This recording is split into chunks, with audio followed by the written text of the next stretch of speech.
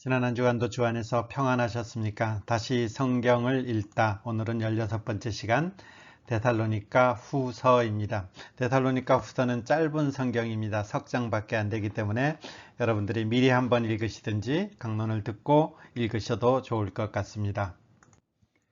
지난주에 저희들이 데살로니가 전서를 살펴보면서 보았던 그 지도죠. 바울이 마게도니아로 건너와서 도우라는 그 환상을 보고 드로아에서 빌립보로 건너가게 되고, 그리고 빌립보에서 데살로니가로 건너가서 여기에 복음을 전하다가 거의 쫓겨나듯이 도망치듯이 이렇게 나온 곳이 데살로니가라는 지방이고, 여기에 세워진 교회가 데살로니가 교회입니다. 그리고 이제 바울과 그 전도대 일행은 베레아로 거쳐서 이 밑으로 내려오게 되는데, 너무 짧은 시간에 너무 급하게 나왔기 때문에 바울은 다른 전도 일행들 디모데 등을 다시 이쪽으로 보내서 그곳 상황을 살피도록 하고, 바울은 여기에 아덴으로 돌아와서 혼자 복음을 전하고, 그리고 다시 고린도에 가게 되죠. 그리고 이 고린도에서 여기에 파송했던 디모데 등을 다시 만나면서 데살로니가 상황을 듣게 됩니다. 그 데살로니가 상황이 짧은 시간에 복음을 전했고 여러 핍박이 있었음에도 불구하고 잘 신앙 안에서 성장한다, 이런 기쁜 소식을 듣게 되는 것이죠. 그래서 고린도에서 편지 쓴 그 서신이 데살로니가 전서 이렇게 되는 것이고, 그리고 데살로니가서를 전서를 쓰고 나서 얼마 지나지 않아서 또다시 쓴 성경이 오늘 저와 여러분이 함께 보게 되는 데살로니가 후서입니다. 그러니까 시간이 데살로니가 전후서 사이에는 많지 않기 때문에 내용이 연관되어진 내용들이 있겠죠. 그래서 데살로니가 후서 1장 1절 보면 저자는 역시 이렇게 나옵니다. 바울과 실로아노와 디모데는 이렇게 됐고, 데살로니가인의 교회에 편지를 씁니다, 이렇게 돼 있죠. 보내는 사람은 바울이 되는 것이고 수신자는 데살로니가에 있는 교회, 이렇게 되게 되는 것입니다. 데살로니가 후서, 이런 배경 속에서요. 자, 데살로니가 교회를 이 3장까지 된 이 성경을 통해서 살펴보면 데살로니가 교회는 이렇습니다. 1장 4절에 보면 너희가 견디고 있는 모든 박해와 환난 중에서, 그러니까 이 데살로니가 교회에서 교회를 세울 때에 바울과 디모데 이 전도팀들도 굉장히 박해와 환난을 받았지만, 이 바울이 떠난 이후에 이곳 세워진 교회도 역시 박해와 환난이 있었던 것이죠. 누구에게 환난을 받았습니까? 여기 보면 이방인들에게도 환난을 받고, 그 다음에 유대인들에게도 핍박을 받은 거죠. 이방인들에게는요, 이 그리스도인들은 유일신, 하나님만이 유일하신 신입니다, 이것을 주장하는데 이방인들은 다 신이죠. 그러니까 여기에 거침이 되었기 때문에 이방인들로부터 공격받는 것입니다. 그리고 유대인들 역시 이 기독교 예수 그리스도를 믿는 사람들을 핍박하게 되죠. 바울을 향해서 결사대를 이끌고 이 바울을 공격했던 바로 이 사람들의 그런 어떤 흔적들이 이곳 가운데서도 있어서 이 데살로니가 교회 성도들을 핍박하는 것입니다. 그러니까 이런 핍박이 있는 교회가 데살로니가 교회인 것입니다. 그럼에도 불구하고 어떤가요? 1장 4절에 보면 믿음으로 말미암아 인내로 말미암아, 이런 박해와 환난이 있었지만 이 데살로니가 교회는 인내함으로 그리고 믿음으로 말미암아 잘 견디면서 잘 신앙이 자라는 교회, 이게 데살로니가 교회죠. 또 한 측면은 데살로니가 후서를 쓰면서 이런 일들이 있었다라는 거죠. 주의 날이 이르렀다고 해서 쉽게 마음이 흔들리거나 두려워하거나 하지 말아야. 이 2장 2절이죠. 영으로나 또는 말로나 또는 우리에게 받았다 하는 편지로나 주의 날이 이르렀다고 해서 쉽게 마음이 흔들리거나 두려워하거나 하지 말아야 한다는 것이다. 그러니까 실상은 뭐예요? 주님의 날, 재림이 이르렀다고 해서 마음이 흔들리고 마음이 두렵고 이런 일들이 데살로니가 교회에 존재하고 있는 것이죠.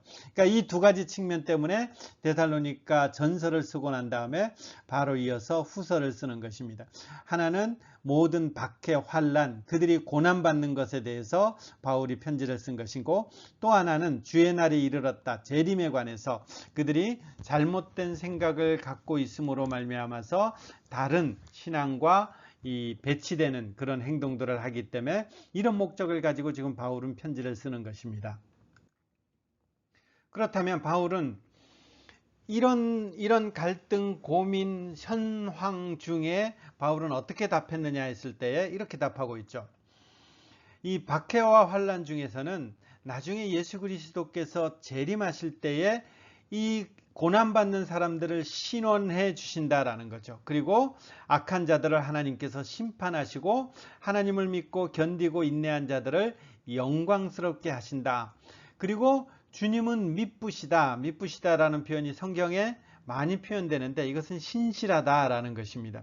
그러니까 하나님께서는 신실하시기 때문에 이 굳건하게 하시고 지키실 것이다. 하나님께서 우리를 데살로니가 그 핍박받는 교회 성도들을 굳건하게 하시고 지키실 것이고 결국 예수 그리스도가 재림하실 때에 그들을 신원하시며 영광스럽게 하실 것이다. 그러니까 이 주님 오실 날을 바라보면서 인내하라는 것입니다.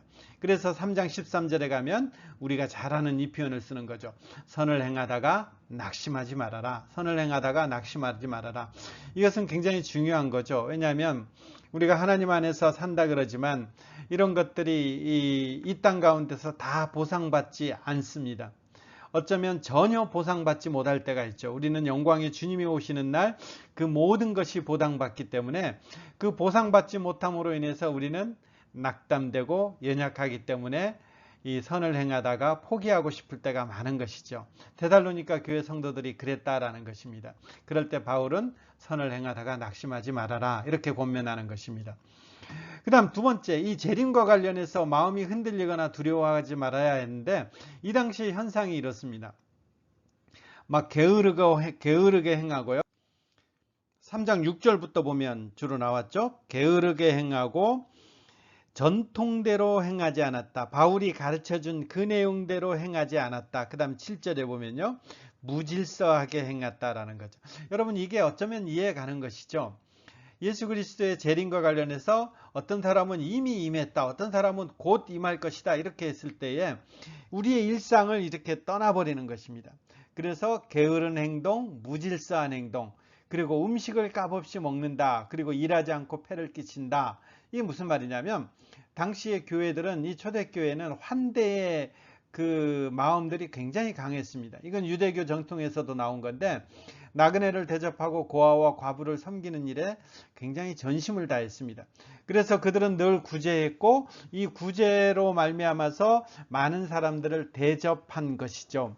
근데 이런 구제품들이 있기 때문에 내가 게으르고 내가 일하지 않아도 교회 가면 먹을 것이 있는 것입니다. 교회 가면 보상받는 것이 있는 것입니다. 그래서 이런 일들 때문에 내가 일하지 않고 일하는 사람들에게 오히려 폐를 끼치는 이런 일들이 데살로니가 교회 안에 있는 것입니다. 그러니까 이러니까 이제 바울이 이렇게까지 말하죠. 일하기 싫어하거든 먹지도 말라. 이런 강한 어투까지 이렇게 등장하는 것입니다. 그러니까 우리가 신학이라는 것이, 교리라는 것이 굉장히 딱딱한 것인데 이 딱딱한 것을 왜 이 시간에도 배워야 됩니까? 이렇게 했을 때 이런 부분이 때문에 그렇죠. 우리가 어떤 하나님의 말씀이 제대로 신앙으로 표현되지 않았을 때에 그 신앙의 형태가 굉장히 달라진다는 것이고 삶의 형태도 굉장히 달라진다는 것입니다. 그렇기 때문에 우리가 성경에 근거한 바른 신학, 바른 신앙 이런 것은 굉장히 중요한 것이죠. 거기에 따라 우리의 신앙 형태들이 너무나 달라지기 때문에 그렇습니다.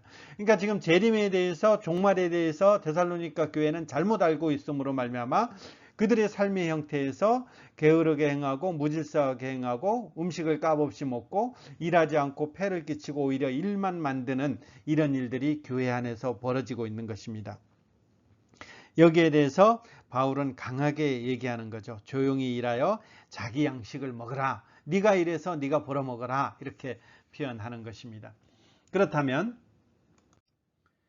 바울은 이렇게 종말에 대한 잘못된 생각으로 말미암아 그들의 일상이, 그들의 삶이 엉망으로 되어지는 이런 상황 가운데서 그럼 바울은 무엇을 권면하는가? 우리는 2장 13절에서부터 15절까지 이 말씀을 자세히 상고할 필요가 있는 거죠. 이렇게 되어 있습니다. 주께서 사랑하시는 형제들아, 우리가 항상 너희에 관하여 마땅히 하나님 앞에 감사할 것은 바울 일행이 감사하는 데살로니가 교회 성도들을 향해서 감사하는 것은 이것이라는 것입니다. 그게 뭐냐면 감사할 것은 이렇게 밑으로 쭉 오면 구원을 받게 하신 거라는 것입니다. 데살로니가 성도들이 구원을 받았다라는 것이죠. 그럼 이제 여기에서 중요한 거, 구원이란 뭡니까? 라고 했을 때에 주어가 하나님이 먼저 나오는 거예요. 하나님이. 구원이라는 것은 우리가 주체를 가지고 나에게서 시작되는 것이 아니라 나는 그런 능력이 없는 거죠. 항상 하나님이 먼저, 하나님이 주어가 되시는 거죠.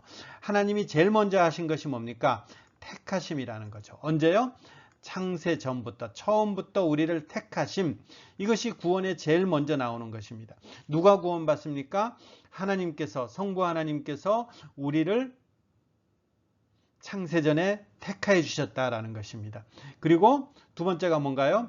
성령의 거룩하게 하심. 성령께서 나를 구별시켜 놓았다라는 거죠. 어떻게요? 죄와 사망의 권세 아래서 하나님의 자녀로 구별시켜 놓은 이런 일들이 일어났다는 거죠. 그리고 믿음으로 말미암아 이제 내가 고백할 수 있는, 이렇게 하나님께서 나를 택하고 나를 하나님의 자녀로 해서 살려놓으니까 내가 진리를, 예수 그리스도를 믿음으로 말미암아 그런 일들이 나에게도 일어난 것입니다. 그런 일이 뭔가요? 구원이라는 일들이 나에게 일어났다라는 것입니다. 바울은 데살로니가 성도들을 바라보면서 이것이 너무 감사하다라는 거죠. 데살로니가 성도들이 구원을 받았는데 그 구원이 창세전에 하나님께서 택하여 주시고 성령님께서 우리를 감화 감동시켜서 구분시켜 주시고 그리고 그것들을 믿게 하심으로 말미암아 우리를 구별시켜 놓았다, 구원받게 했다라는 것입니다. 그리고 우리도 이 일들을 위해서 지금 사역하고 있는데 이런 일들이 통해서 나타나는 결론이 뭡니까? 우리 주 예수 그리스도의 영광을 얻게 하려 하심이라. 이 구원의 서정 가운데서 우리가 함께 했던 바로 이 내용이죠. 구원을 받는다 이렇게 표현했는데 이 구원이 결론이 뭡니까? 하나님 앞에서 영화로운 단계까지 서게 되는 것이죠. 주 예수 그리스도가 가진 주 예수 그리스도의 그 영광을 나도 얻고 누리고 그 앞에 서는 그런 것까지 이제 포함되는 것입니다. 이게 우리의 구원이다라는 것이고 데살로니가 성도들은 바로 이 구원을 가졌다라는 것이죠. 그럼 이 구원을 가졌으면 이 재림이 이제다 저제다 데살로니가 전서에 편지 쓴 것이 얼마 지나지 않았기 때문에 그 시기에 대해서 막 이런 현상에 대해서 그들이 막 두려워하거나 혼란하거나 그렇게 하는 것이 아니라 이제 이런 구원을 받은 사람은 이렇게 해야 된다는 거죠. 그러므로 형제들아 굳건하게 서서 말로나 우리의 편지로 가르침을 받은 전통을 지키라. 무슨 말인가요? 쓸데없이 이 사람 저 사람 말 듣지 말고 지금 우리 시대로 표현한다면 하나님의 말씀에 기록한 대로 성경에서 제시하는 그 범위까지, 성경에서 말씀하시는 그 안에서 하나님을 기다리면서 하나님의 말씀을 지키면서 그렇게 살아가라라는 것입니다. 그러면 결국은 우리의 종국은 그리스도의 영광을 얻게 하려는 데까지, 완전한 영광을 얻는 데까지 우리를 인도하실 것이다. 이것을 말하는 거죠. 이런 일들을 통해서 우리는 하나님께서 지키시고 인도하실 것이고, 그리고 이런 일들 속에서 우리는 이 말씀을 지키면서 선을 행하다가 낙심하지 말아라. 고린도 교회에 데살로니가 교회에 권면하는 바울의 권면이 되는 것입니다. 이것은 우리 시대도 동일하게 적용되는 것이죠. 요즘 이제 이란, 이스라엘, 미국 전쟁하면서 아마겟돈 전쟁이니 그 다음에 요한계시록에 나온 성전 이런 표현들 나오는데 그런데 전혀 마음 안 쓰셔도 되고요. 우리는 하나님의 말씀을 기억하면서 오늘도 하나님 말씀으로 빚어져가는 그 성도의 삶, 그것을 향해서 오늘도 한 걸음 한 걸음씩 그렇게 신앙의 진보를 나타내는 사람들, 그게 저와 여러분 종말을 대하는 성도의 자세일 것입니다. 끝으로 바울은 이런 데살로니가 성도에 이렇게 불안하고 흔들리고 그리고 마음이 2장 2절에 이렇게 되어 있죠. 마음이 흔들리고 두려워하는 이 데살로니가 교회 성도들을 향해서 이 말씀으로 축복하죠. 평강의 주께서 친히 때마다 일마다 너희에게 평강을 주시고 주께서 너희 모든 사람과 함께 하시기를 원하노라. 이것은 우리 시대에도 동일한 하나님의 위로가 되기를 바랍니다. 복잡한 시대 가운데서, 혼란스러운 상황 가운데서, 힘겨운 경제 여건 가운데서 평강의 주님이 친히 때마다 일마다 너희에게 평강을 주시고 주께서 너희 모든 사람과 함께 하시기를 원하노라. 아멘.